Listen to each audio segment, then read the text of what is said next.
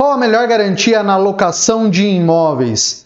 Este é o tema do vídeo de hoje e já adianto para vocês que é um tema polêmico e conflitante. Em uma simples pesquisa no Google, por exemplo, você pode ver que existem diferentes opiniões, um falando que é o fiador, outro falando que é o calção, outro falando que é o seguro-fiança.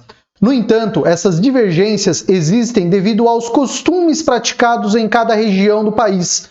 Por exemplo, esses costumes podem variar de região para região, de estado para estado. Para embasar a aula de hoje, eu vou falar um pouquinho sobre o estado de São Paulo, mais especificamente na região de Sorocaba. Qual que é a melhor garantia que funciona para nós? Qual que é a que traz menos problema aqui para a imobiliária, para o proprietário? Primeiramente, a gente deve ter em mente que nem todas as garantias elas se adaptam a todos os perfis de inquilino. Por exemplo, vamos imaginar que a gente tem um inquilino que ele está no limite da renda exigida aí pelo proprietário ou pela imobiliária. No nosso caso aqui, é de no mínimo 4 vezes o valor do aluguel essa renda exigida. E esse inquilino, quando ele apresenta para a gente o imposto de renda, a gente vê que ele não tem patrimônio, a renda está no limite. Muitas vezes a renda ela é variável, né? Por exemplo, é uma pessoa autônoma, então a gente não tem como apurar exatamente o que é a renda dele de faturamento, o que é despesa do próprio negócio que ele tem. Então, assim, a renda está no limite. Este inquilino, para o calção em dinheiro, que são apenas 3 vezes o valor do aluguel, para nós ele não serve. Porque o calção em dinheiro é a garantia mais fraca que tem. Em apenas 3 meses de aluguel, em atraso, esse dinheiro ele se esgota e a gente fica sem a garantia. Lembrando que ainda a gente vai ter as despesas de consumo do imóvel, como água, luz, IPTU, condomínio, se for de responsabilidade do inquilino, pagamento, e mais as despesas de manutenção, referente a uma manutenção no imóvel, uma pintura que o inquilino abandonou e não fez. E, posteriormente, caso ingresse com uma ação de cobrança contra esse inquilino, mesmo que ele saia do imóvel, faça um acordo e saia, dificilmente a gente vai ter alguma coisa, vai conseguir fazer alguma penhora, alguma execução de bens dele, uma vez que no próprio imposto de renda que ele apresentou no início da locação, ele não possui ativos financeiros, ele não possui veículo, imóvel, e a renda dele é variável, ou seja, facilmente ele pode utilizar uma outra conta para continuar o seu negócio. Então, assim, este tipo de inquilino, por exemplo, ele não se adapta para a gente no calção em dinheiro. No entanto, nada impede que a gente faça outras modalidades de garantia com esse inquilino, como, por exemplo, a utilização de fiador e seguro-fiança. Então, o calção em dinheiro nós só utilizamos quando o inquilino ele apresenta uma vida financeira extremamente saudável, ou seja, o calção em dinheiro a gente só utiliza quando o inquilino ele apresenta uma vida financeira extremamente saudável, na qual identificamos que dificilmente ele vai trazer algum problema para a imobiliária ou para o proprietário. Já o fiador a gente utiliza para todos os tipos de perfis de inquilinos e pela nossa experiência é a garantia que menos traz problema. Quando utilizamos fiador como garantia dos aluguéis, aqui que administramos aqui na imobiliária, raramente temos problemas com atraso de aluguel, tendo que notificar, principalmente com despejo, tá? Dificilmente ocorre isso. Mas a gente toma alguns cuidados para escolher esse fiador. Não é qualquer pessoa que pode ser fiador. Um exemplo, digamos que o Joãozinho lá ele vai ser fiador.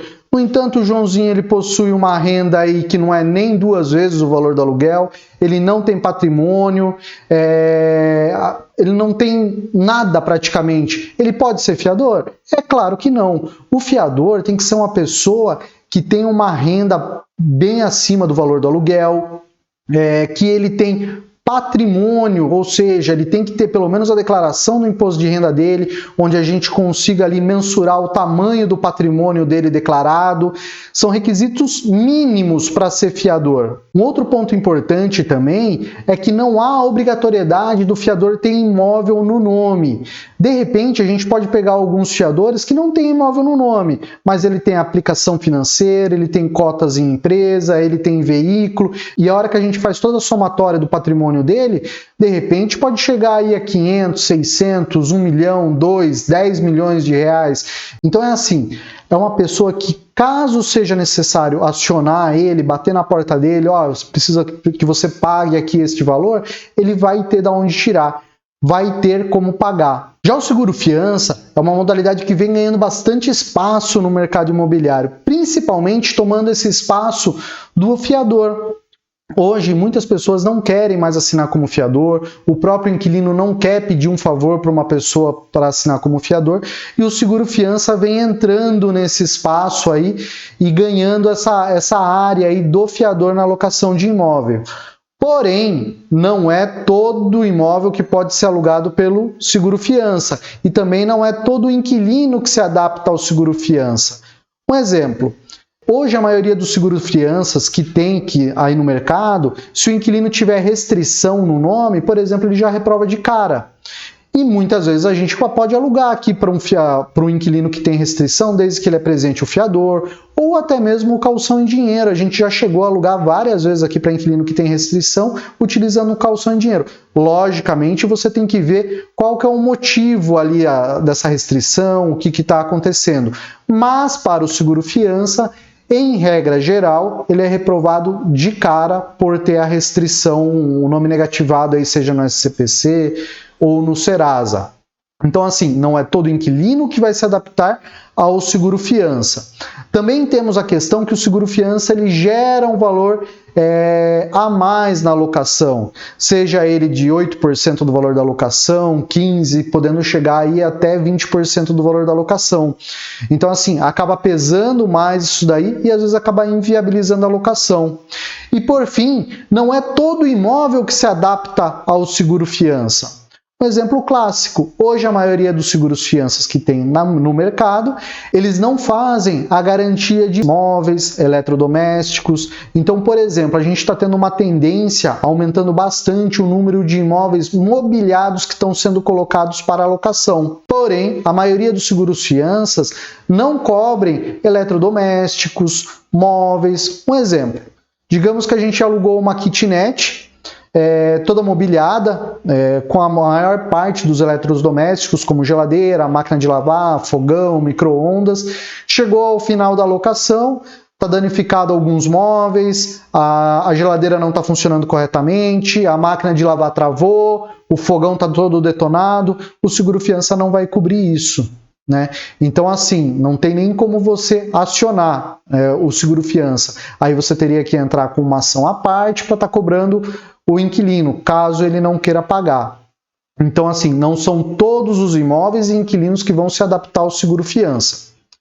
Por fim, a gente tem uma outra modalidade também de garantia, que acredito eu que seja uma das menos utilizadas dessas apresentadas hoje, que é o calção imobiliário, ou seja, você vai calcionar um imóvel em garantia da locação.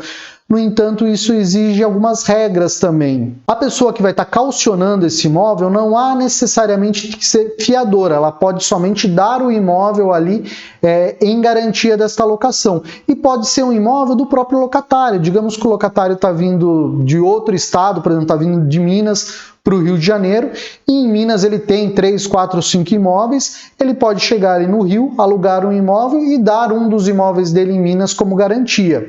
Só há um cuidado aí a ser feito o calção imobiliário.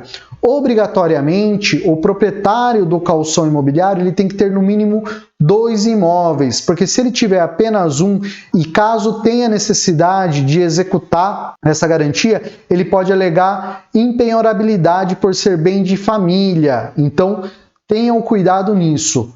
Quem está colocando o imóvel em garantia, ele tem que ter no mínimo 2 imóveis. Um outro detalhe também é que esse tipo de garantia também apresenta um custo excedente para a locação, uma vez que vai ter que ser pago uma taxa no cartório de imóveis onde está registrado este imóvel que vai ser dado em garantia, para que seja feita a averbação da garantia na matrícula do imóvel. Bom, essas são as 4 garantias mais utilizadas aqui na nossa região.